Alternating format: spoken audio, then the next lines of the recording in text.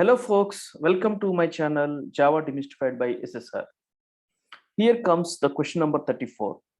Explain loops in Java. Let's demystify this question.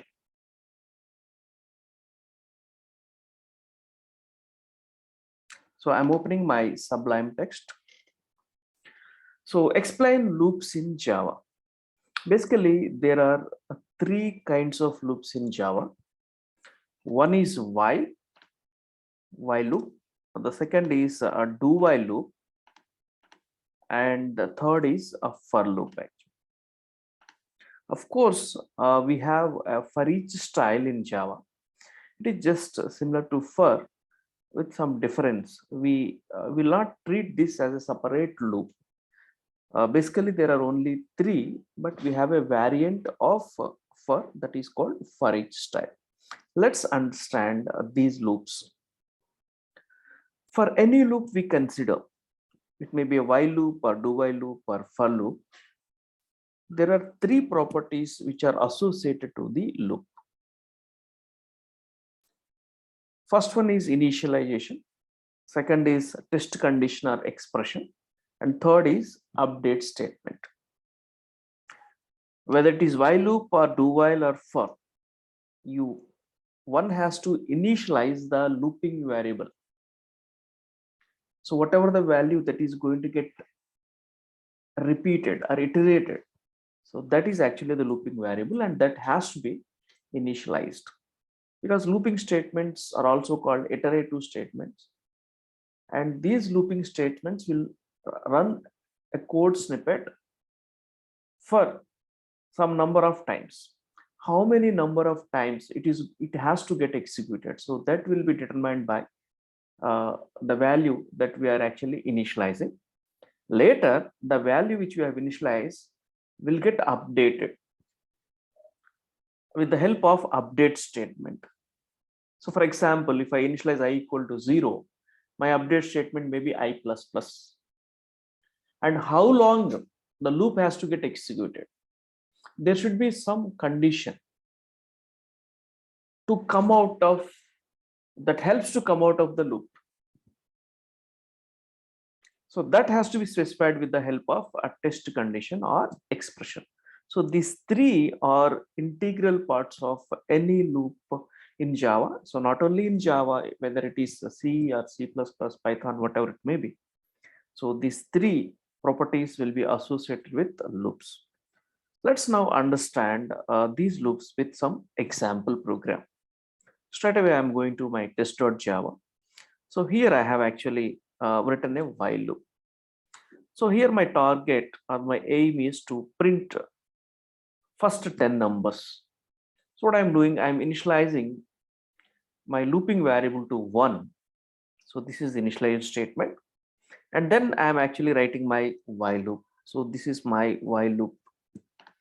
So while is a keyword. While actually follows with a test condition or expression. So we always, for any loop, this test condition or expression evaluates to a Boolean value. It evaluates to a Boolean value because if this particular condition is true, then only the loop body is going to get executed. If it is false, the loop body is not going to get executed. This is the case for while, do while, and for. Okay, so here I have initialized my I value to 1. That is my first property. And then while followed by the test condition. So this is my second property. And then there actually comes the loop body. What I want to do, I want to print first a number. So I am printing system.out.println I. So initially I equal to 1 will get printed. Then I plus plus, I is going to get incremented. The I value will become 2 now.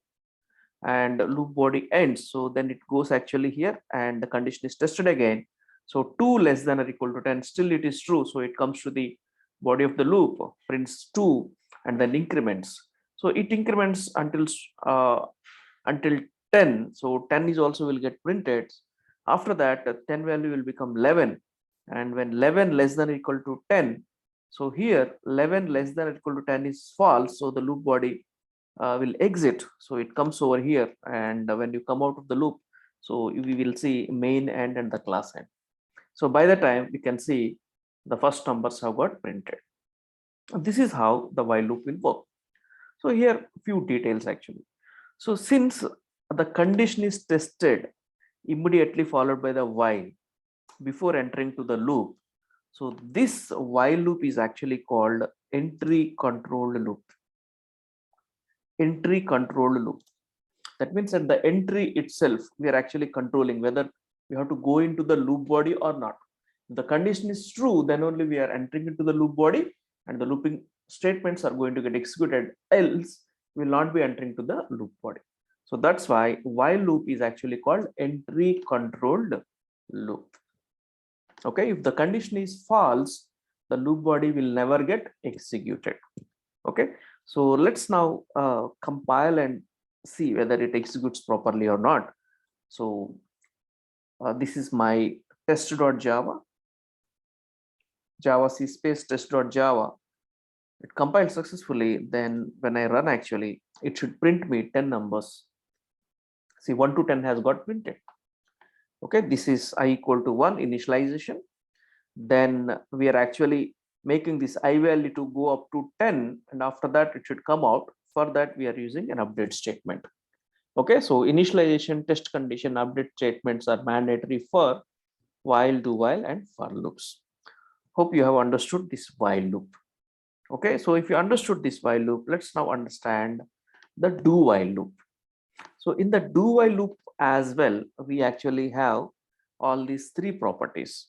So I have the code snippet written over here. So the do while loop is actually written like this. So do is a keyword, just like while, do is also a keyword. So this do while loop also will have a loop body and will have an update statement and a test condition. Let's see how actually these things have written. So initialization has to be done first. I want to print first numbers. So int I equal to 1. So I want to start from 1 and I want to go up to 10 actually. So when it becomes 11, I have to come out. Okay, so this is a looping variable. I is a looping variable. Now the syntax is do and the loop body starts. At the end, actually, we have to write the while and followed by the test condition and a semicolon. Okay, so here the test condition is written at the end. So that means the while will come at the end of the loop body.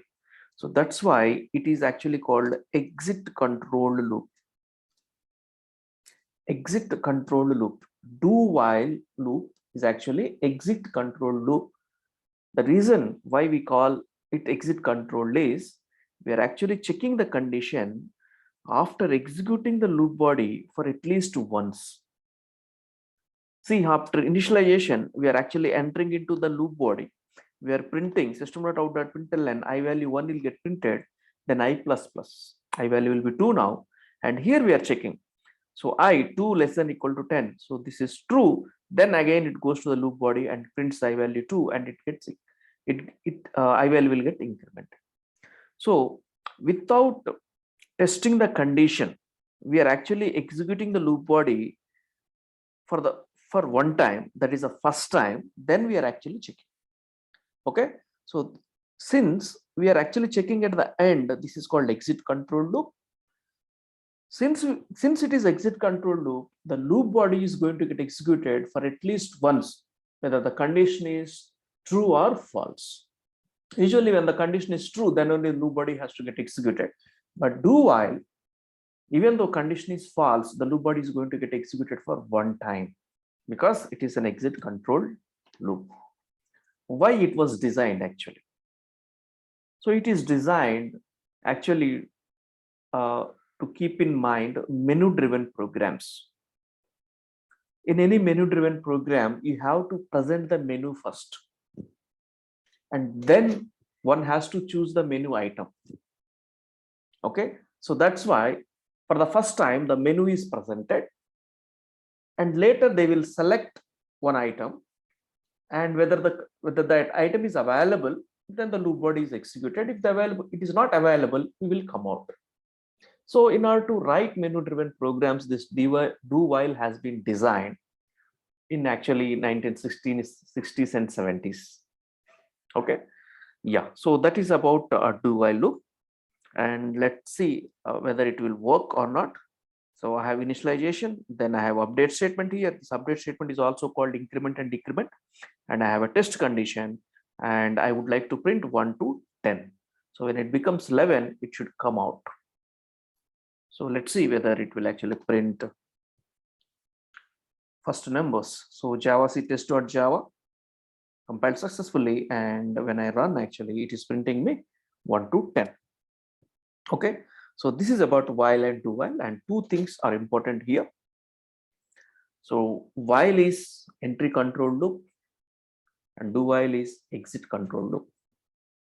What are all you are doing with while, you can actually do with do while also, and vice versa in logic wise. But what actually differs is, if the condition is false, while loop never executes. If the condition is false, the do while executes for one time, because the condition is tested at the end. Okay, so with this we can actually move now to for loop actually. Okay, for loop is actually considered to be advanced loop. For considered to be advanced loop. So here, just like any loop, it is also having three properties associated. The syntax is something like this: for, and we have initialization. Okay, initialization, test condition, and update statement. So for example, initialization with int I equal to 0 separated by semicolon, and then test condition I less than or equal to 10, because I want to print first numbers I less than or equal to 10, and update statement, that is I plus plus. So if you observe here, all the three properties are placed in a single line. All the three properties are placed in a single line. So that's why this loop is actually called advanced loop. In while and do while, you have all the three in different places. Okay, but in for loop, all the three were put in a single line actually. Okay, so that's why it is considered advanced loop. So I equal to 0, this is initialization. Let's say I equal to 1, because I'm printing from 1. This is initialization, and you can declare that value here. There's no problem. And this is the test condition, I less than or equal to 10 and I plus plus. How it is going to get executed? So let me actually print this value, system.out.println, and this is my loop body. As part of my loop body, I'm printing this particular I value. Okay, so whenever, whether it is for loop or if statement or for loop, while, whatever it may be, whenever you have only one statement following that particular construct, block is not required. That means open and close braces are not required if it is only one statement. If more than one statement is there, definitely you need to keep braces. So here I am writing only one statement for this for loop. Okay, I want to print just 10 numbers. I don't need to do any other thing actually. So braces are not required. Okay, so please note that if there is only one line, block is not required, braces are not required, whether it is if, whether it is while or for. Okay, if more than one line is there, definitely you have to put all those statements in the block. Okay, so here I'm not keeping block because there is only one statement. Okay, so how it works actually? So first initialization I equal to 1. For only one time it will get initialized. Then condition is checked, 1 is less than 10. This is true. So then immediately the body of the loop is going to get executed. So 1 will get printed. After executing the body of the loop, then it comes back to the increment and it is incremented. Then condition is checked. Body of the loop is executed if it is true. Then incrementation, update statement, then test condition. So now body of the loop, incrementation, test condition will actually work in a sequence.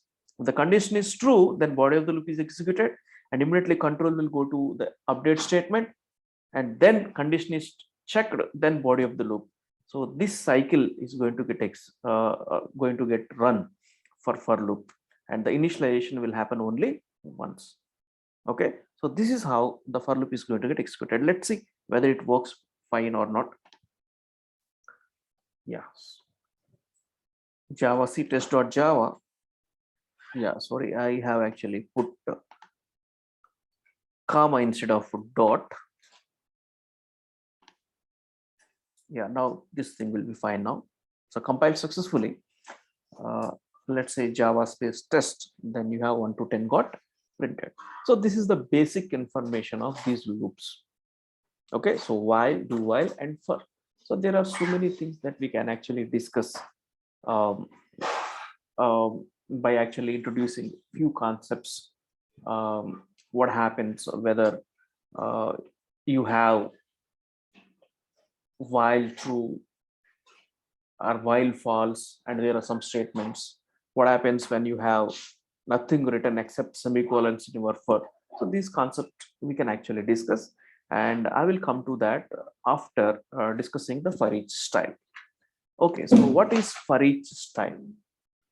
Okay, so there is a variant that is allowed in Java for that is called actually for each. So that will be something like this. Okay, for each item in a group.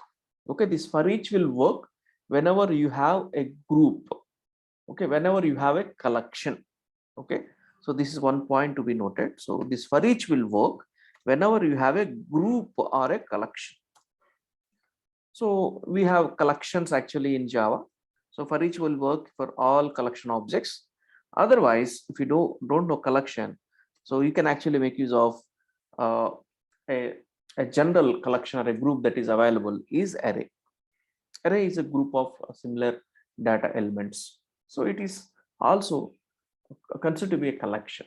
It's not part of the collection framework, but it is a collection of homogeneous items. So whenever you have a collection, this for each will help actually to exhaustively get all those items of the collection. Okay, so how it will be actually for each item,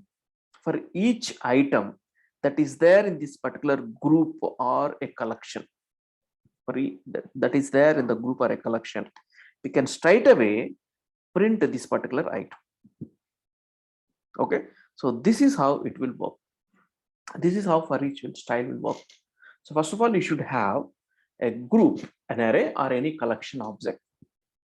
Then straight away you can actually access those data items by specifying for each item in that group. So you have to use that particular colon operation, and the group means it is our array name or collection object name.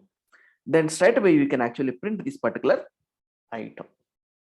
So here for each style, we don't require those three properties. As I'm telling you, for any loop you require three properties, right? Initialization, test condition, update statements. None of those properties are required for each style. Okay, so that's why whenever you have a group and exhaustively you want to scan them or exhaustively you want to retrieve them, then it is best to use this for each style. Okay, so let me explain you this with some example. So I have already I have written already the example with for each style. So let's go to my testdemo.java. So let's see here. So I have class testdemo. So to demonstrate for each style, now I have two groups here. So one is an array, integer array. So this is a group, a collection. So array actually. Okay, so this is an integer array where I have marks in this particular array. So I have an integer array marks, and the marks in 5 subjects are there. Now I have a string array as well that is called cities, and there are some cities actually. There are some 7 cities in this particular cities array. So this is also an array, but it is a string array, right? Yeah. So whenever you have a collection array group, now you can actually make use of this for each style. Okay, and for each style will help you only when you exhaustively retrieving those items. You want all of them, so then only this will help, because you you are not going to specify any condition over there, right? For each item in that particular group, you are going to get it. Okay. Yeah. So if you are not using for each style, so how you are going to get all these marks actually? Something like this. So three properties are required for. So for int I equal to 0, I less than marks dot length. So I less than marks dot length. You have 5 marks, and array is an implicit object in Java, and there is a length attribute that gives you the size. So I less than marks dot length. So I marks dot length is actually 5. I equal to 0, I less than 5. That loop executes for 5 times, and I'm going to get all these marks. I plus plus system.out.println marks of 5, because all these items are there in an array called marks. So I have to say marks of 5. So this is how we actually do with a normal for loop where all the three properties are specified. But how do you use with the for each actually, right? See how simple it is using for each, because now I want all marks to be printed. So that means I'm exhaustively scanning that particular group. So you can actually do like this for each item in the group. So what are the items which are there?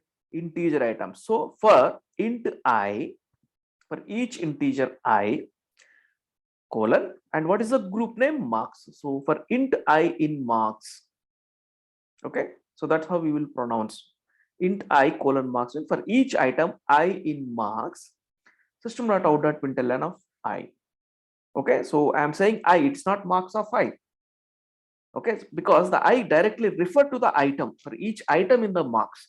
So I refer to 78 first, and then 91, 89, etc. Okay, so there is no initialization, no test condition, and no update statement. And it is going to print all the marks over here, right?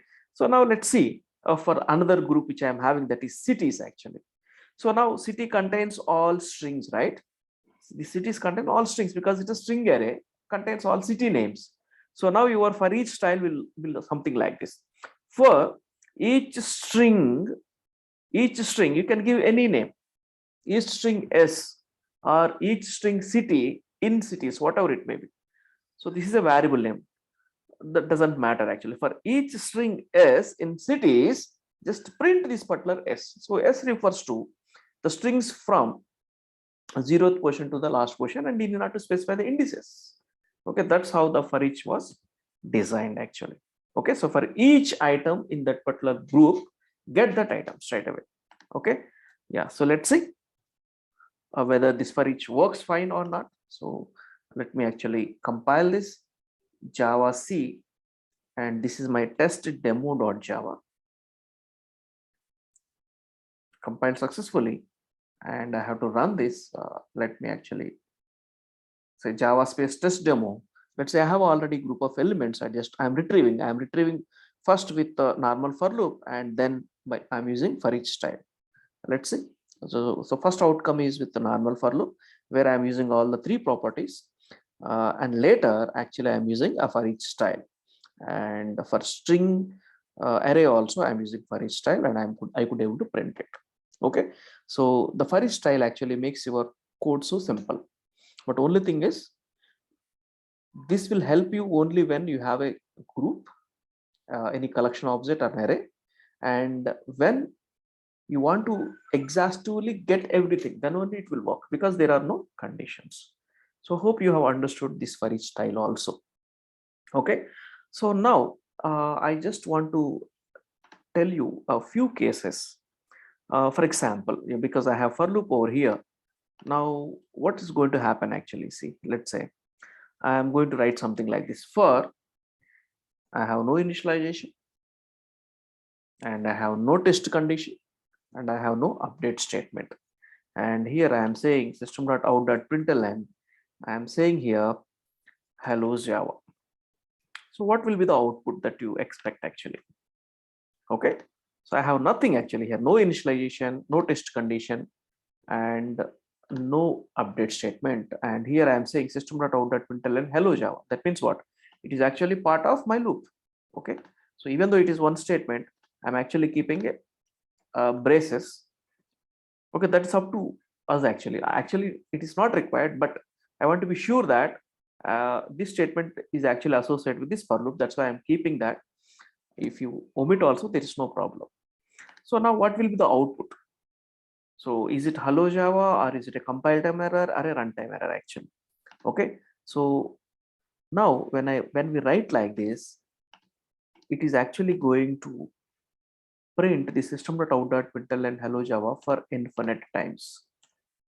For infinite times. Why? Okay. So what actually happens is you have initialized nothing and test condition is blank actually. So whenever you keep your test condition blank, the test condition is assumed, the test condition is assumed to be true. By default, the test condition is true. Okay, so no initialization, no update statement, but for true, the condition is true, so it enters into the loop body. Okay, so there is no condition to actually break this loop. It's always true. It's always true. Always the loop body is going to get executed. So there is no condition to fail the loop actually. So that's why hello Java is going to get print infinitely. Okay. So when you keep your test condition blank, it is assumed to be true. Let's verify. Let's verify whether it is whatever I'm saying is proper or not. So let's say Java C test.java.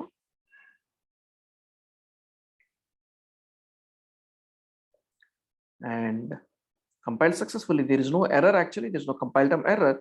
Now when I say Java test, so it's actually printing continuously actually. So this infinitely printing, so I have to break it. So I have broken it actually.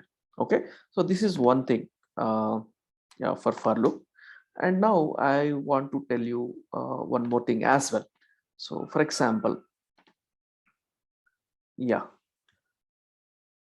this is assumed to be true, right? For, and I am not giving anything, it is true, assumed to be true, and this is going to get printed infinitely. So now what happens if I have one more statement, for example,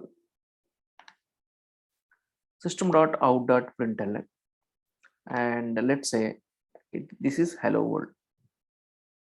So this is hello world. Okay, I am removing this comment because this is not going to execute for infinitely.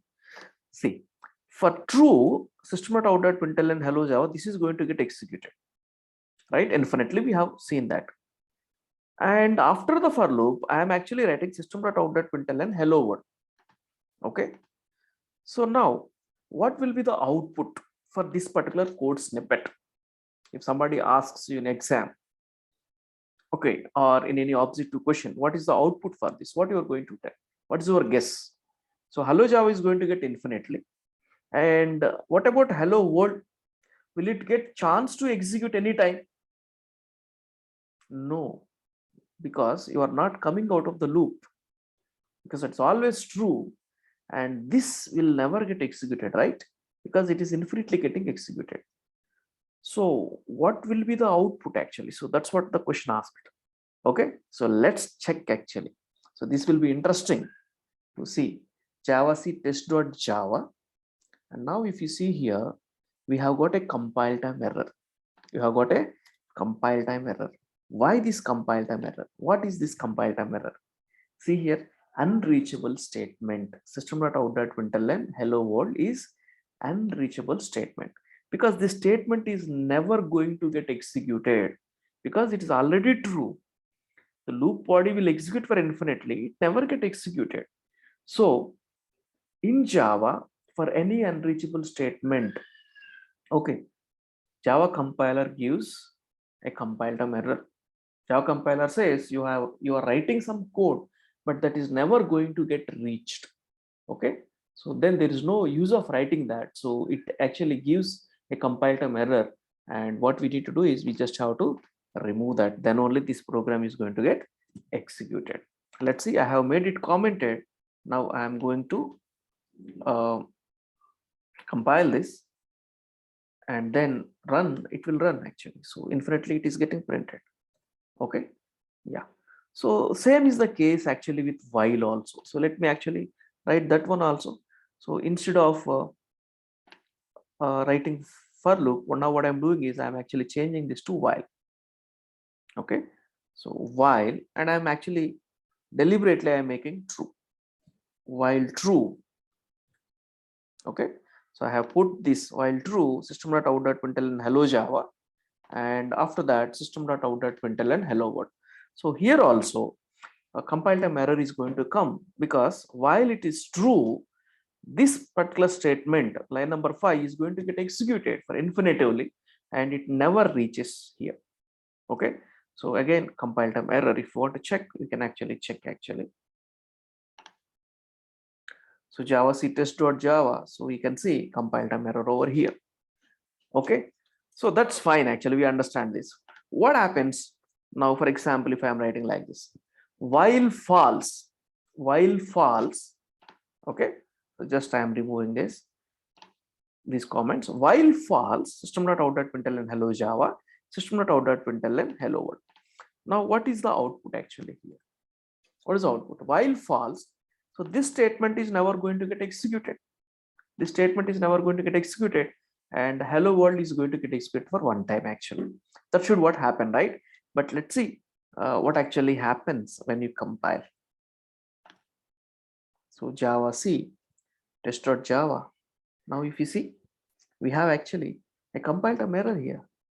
We have a compile time error while false, and you have a loop body. Because it is false is a Boolean constant. When you know it is false, this statement is never going to get executed, right? Why we are writing? So that's why compiler actually gives us a compile time error actually. It gives us a compile time error. So Java will not tolerate unreachable statements because it is false. It's never going to get executed. Why to write? Okay, so it simply says, okay, it simply says the statement has no meaning, so it is unreachable statement. So like that, there are few other things also we can explore deeply when actually looking at the loops. Okay, yeah, so hope you have understood loops in Java, especially while, do while, for, and the variant of for each. Okay, so if you understood, then please like my video, and also you can actually share to your friends. And then if you're not subscribed to my channel yet, you can also subscribe. So thank you for watching the video. So I will be coming up with more videos in future. Thank you. Stay tuned.